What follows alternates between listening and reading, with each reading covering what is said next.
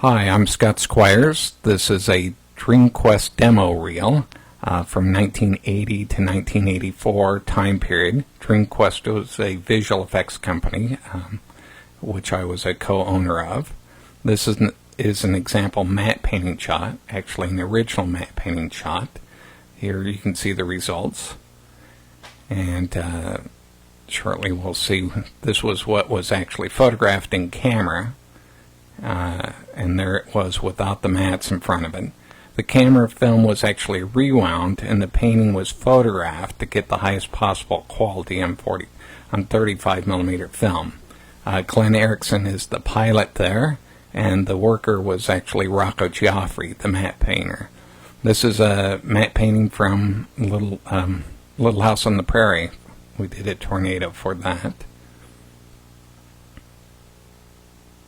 And this is for a car commercial. I can't remember exactly which car company we were doing this for. That was what was photographed, and you can obviously see the painted portion there. This was from Caddy Shack. We did a few matte paintings for it.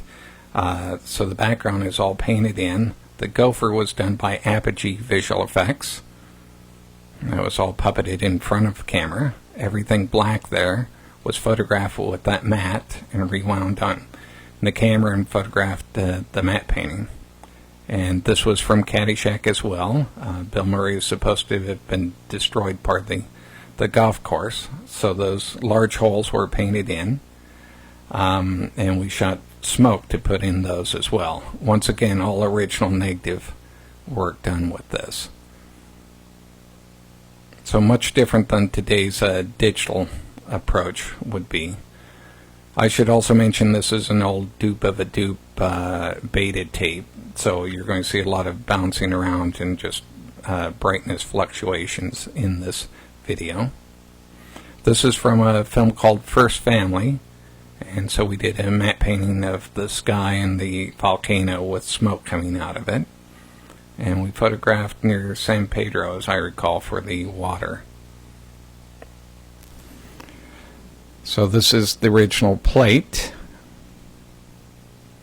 and here's the matte painting. And normally we try to split up the background so the clouds would move in different speeds so that you get some dimensionality out of that. That's Greg McMurray back there riding on a horse. That was actually shot full frame and rear projected, and we had the motion control system photograph this matte painting with the move built in, and reproduce the move with the reprojection and a separate pass with the matte painting. The paintings were done on, I guess, 3 by 8 foot or so sheets of glass primarily. This shows just a simple graphic doing some backlit animation to try to, show clients some of the different graphical capabilities. And this shows a curved streak. This was all done with our own proprietary motion control system, which I designed most of the electronics as well as the software to do this. And this is a reprojection system using a screen on top of it and doing a streak process on it. This is a slit scan from a movie I forget.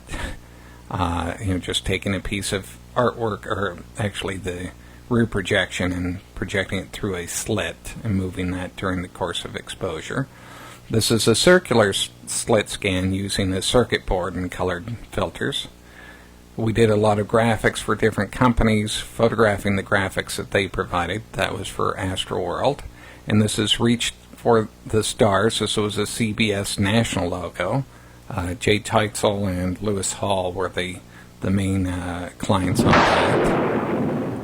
Now, from the other side of midnight comes a new Kawasaki. A Kawasaki with a heart of pure black. We did graphics camera work on this particular commercial. Spectre. We didn't do the clouds in the background. Powered by the famous sea, the incredible engine that built the Kawasaki legend. So all the streaking and all that Taste the animation glory. were done by us. Kawasaki Spectre. Move up or move over. This is a Timex spot. We did a number of these. We photographed them on our motion control system. And we set up the lights specifically to get lens flares.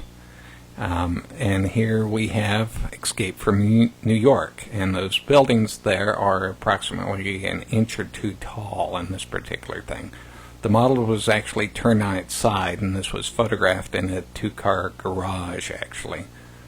It was one of the first projects that we did. Here the distance between the buildings is probably 4 inches or so. This was supposed to simulate computer graphics. These were just black boxes with white lines on them, and then it was colored in the compositing process. Our client for this was John Walsh, who was doing the rest of the graphics for the movie. So this was shot with the snorkel lens system on the motion control.